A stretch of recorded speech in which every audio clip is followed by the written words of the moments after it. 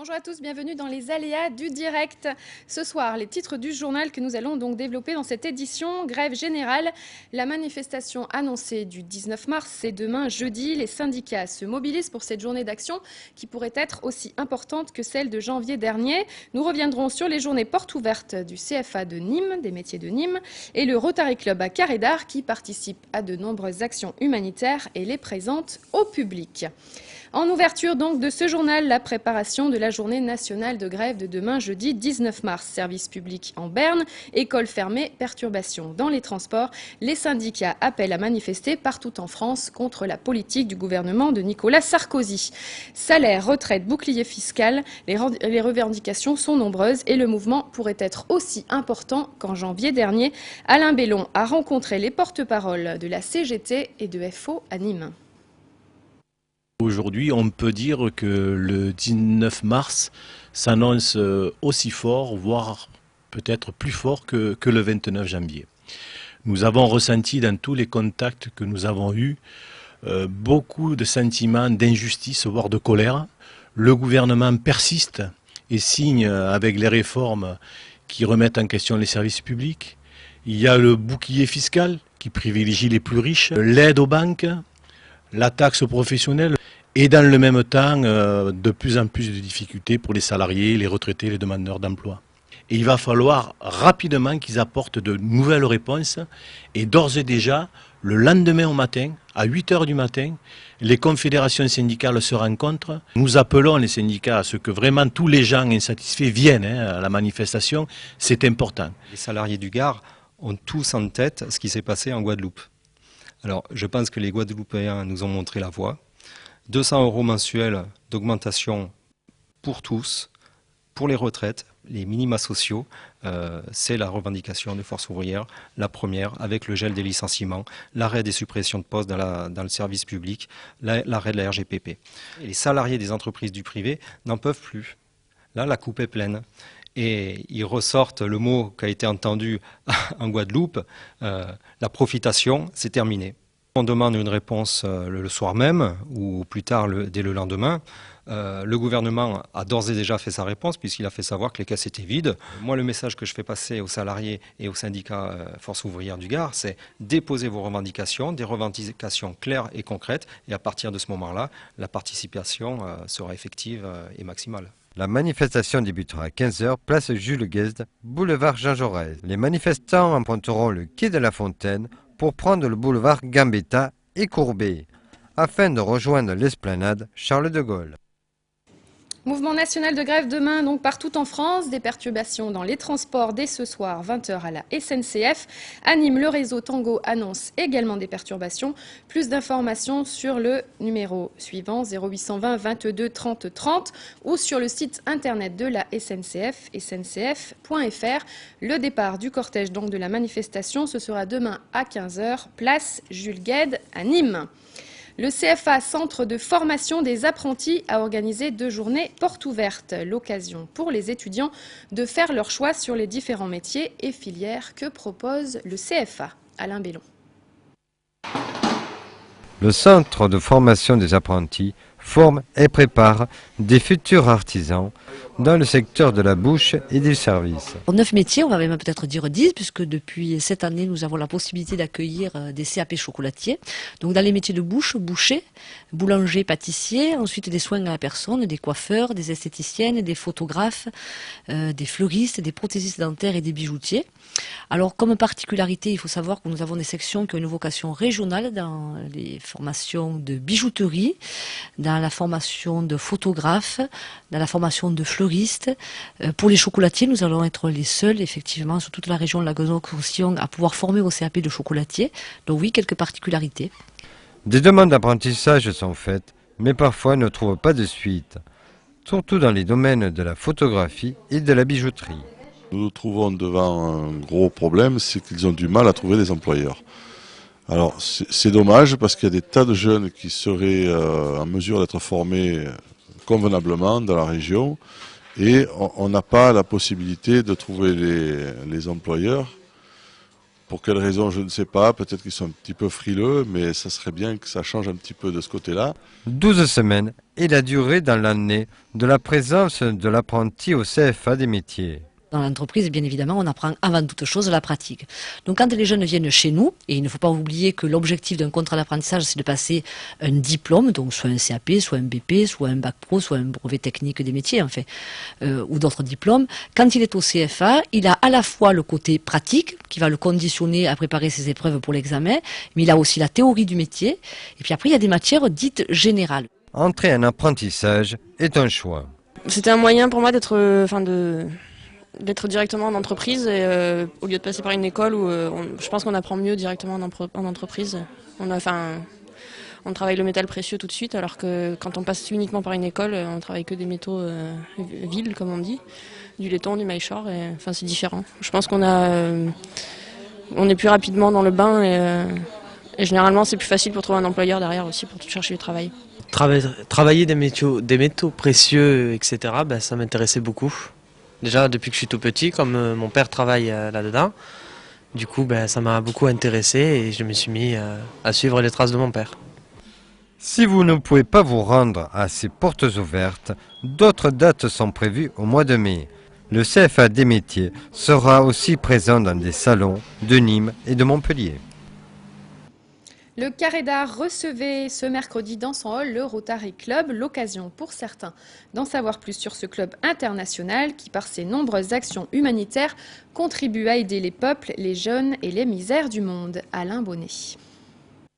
Le Rotary Club International a proposé dans le hall du Carré d'Art ce jour une journée porte ouverte afin de mieux faire connaître ce club service créé en 1905 par un dénommé Polaris il y a plus de 100 ans.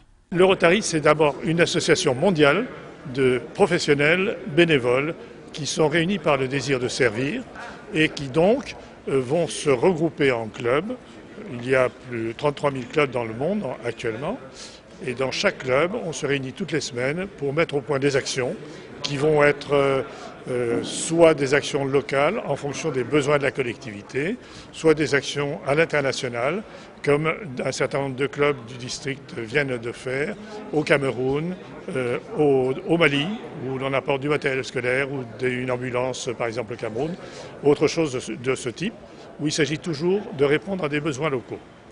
Cette année, le Rotary Club, s'il se mobilise pour endiguer la poliomyélite dans le monde, a d'autres actions touchant la jeunesse avec des échanges scolaires mondiaux, des actions humanitaires ou la lutte contre l'illettrisme entre autres. Les actions les plus brillantes, ce sont souvent des actions dont on parle peu. Je crois que la plus brillante, c'est évidemment l'éradication en cours de la poliomyélite dans le monde, puisque en 1985, il y avait 350 000 cas de polio dans le monde. L'année dernière, il y en a eu 1600 et cette année, on en a 250 depuis le début de l'année. Le Gard fait partie du district 1760, regroupant les Hautes-Alpes, les Alpes de Haute-Provence, les Bouches-du-Rhône et le Gard, comprenant au total 68 clubs, sachant qu'un club est créé chaque année, avec 4 membres par club autonome, avec à sa tête un gouverneur et un président qui change tous les ans. On entre et on sort comme on veut du Rotary, mais je crois que quand on y est rentré, on n'a plus envie d'en sortir parce que c'est vraiment une façon de servir les autres qui est tout à fait extraordinaire et enrichissante. Et le mercredi, c'est la traditionnelle conférence de presse de Jean-Michel Cavalli. L'entraîneur des Crocos revient sur la défaite de ses joueurs contre Strasbourg et envisage l'avenir de façon plutôt optimiste malgré le contexte. Morceau choisi par Guillaume Vutrouillet. Je ne dis pas que ça ne va pas être difficile, je ne dis pas que ça ne va pas être compliqué, je ne dis pas que nous avons pris vraiment du retard. Mais je ne veux en aucun cas que personne ne dise aujourd'hui tout est fini, on va préparer la saison prochaine. On peut la préparer tout en continuant à y croire. Hein. Attention, le 29 mai, on fera les comptes, pas avant. Parce que moi, on va être à la 35e journée, je suis désolé, si on est à 8 points, c'est pas fini. Maintenant, celui qui est capable de me prouver le contraire, à ce moment-là, je m'incline. Mais il faut qu'il me prouve le contraire. Maintenant, ça ne m'empêche pas de dire Ajaccio, vous avez failli quand je vois la prestation contre Strasbourg. Et quand je suis en colère, moi, après Ajaccio, je suis en colère parce que je sais qu'ils sont capables de faire ce qu'ils ont fait contre Strasbourg. C'est pour ça que j'avais les boules. Et ça a confirmé. Donc je connais bien mon groupe. Je vous parle de D2, vous me parlez... Non, attendez, laissez-moi finir ma saison. S'il vous plaît. Laissez-moi finir ma saison. Aujourd'hui, j'ai un contrat avec Nîmes Olympique jusqu'à l'année prochaine. Point barre. Professionnellement, je garderai toujours ma ligne de conduite. Je vous l'ai dit, vous apprendrez à me connaître. Vous verrez que je ne change pas. Je suis imperturbable. Aujourd'hui, c'est une saison noire. Je n'ai pas peur des mots. Autant je ne veux pas entendre parler de certaines choses, autant il faut savoir être lucide et savoir faire l'autocritique. Vous savez, chacun a sa philosophie sportive. Moi, je ne suis pas comme Coubertin en disant l'essentiel c'est d'y participer. Non, je suis un compétiteur, je suis un gagneur. Par contre, de l'autre côté, je suis un vrai sportif, avec de vraies valeurs. Et je préfère sortir par les grandes portes plutôt que par les petites. Alors, le football, il fait rêver, il rend dingue. Moi, je reste dans cette folie-là. Mais ne perdons pas de vue cette lucidité. Le prochain match des Crocos, ce sera à Amiens en déplacement, donc ce vendredi 20 mars au stade de la Licorne. On va terminer ce journal en musique avec 2 artistes musiciens qui ont égayé les halles aujourd'hui de leur présence. C'est en musique que les visiteurs ont fait leur marché avec Benjamin Annette et Sébastien Cicerlin. Les images d'Alain Bonnet.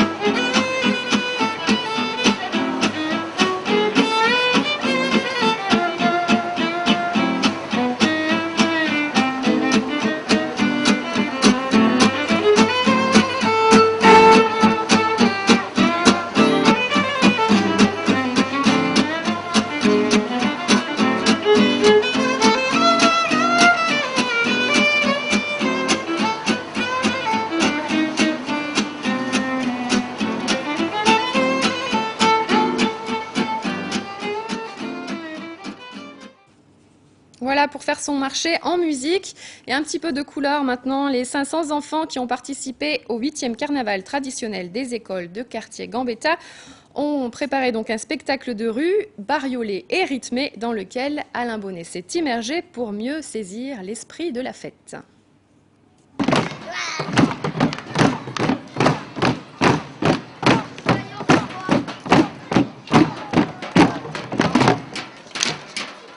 Tam-tam improvisé, fanfare et le ton était donné pour cette 8e édition du Carnaval des enfants des écoles au centre-ville ce mardi 17 mars. Le carnaval, c'est l'occasion de se déguiser, d'oublier tout pendant le temps d'un défilé.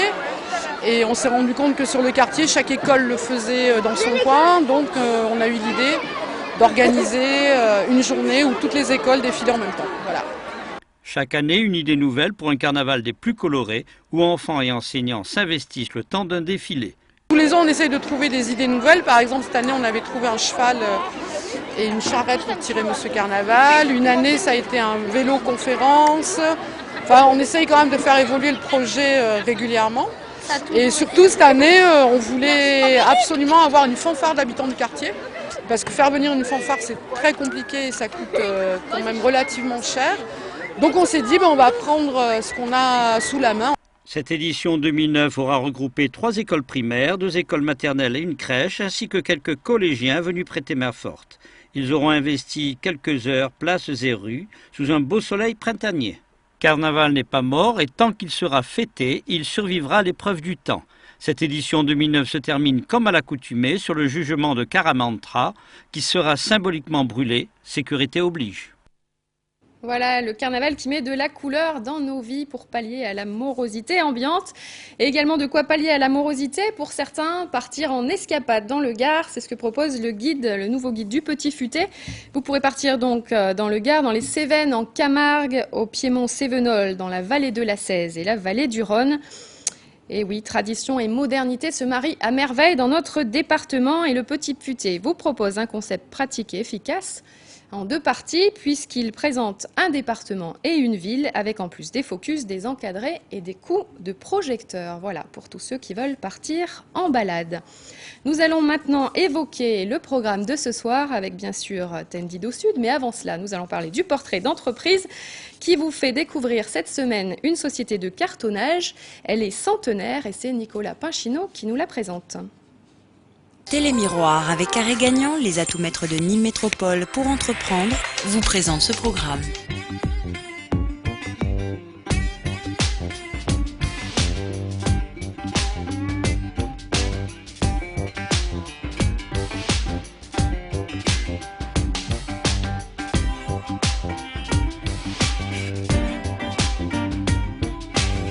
une société qui a plus de 100 ans aujourd'hui, qui est native de Nîmes, d'une famille, la famille Michel, qui a été rachetée 2-3 fois, qui est toujours gardé son caractère familial, et plusieurs déménagements du centre de Nîmes, la route d'Arles, la Bernice et dernièrement sur Millau, où nous avons une superficie de 1200 mètres carrés.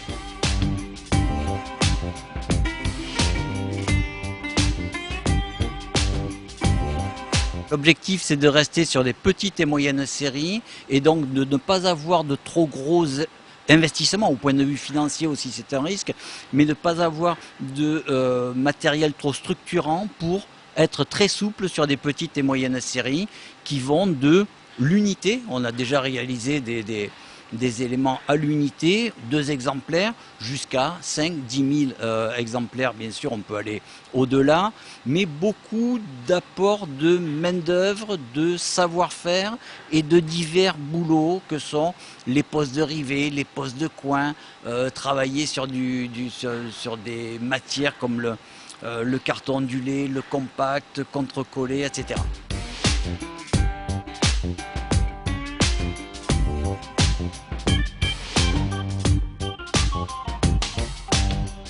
Cette activité de petite et moyenne série commence à être connue en France.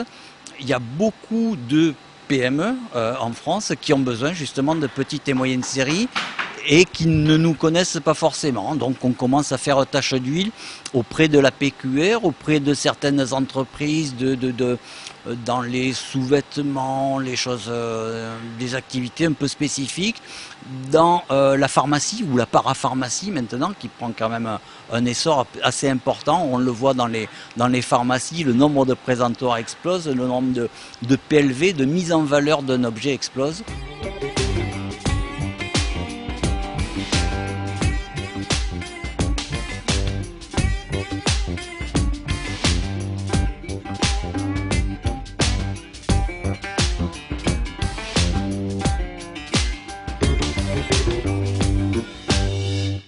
Télémiroir avec Carré Gagnant, les atouts maîtres de Nîmes Métropole pour entreprendre, vous ont présenté ce programme.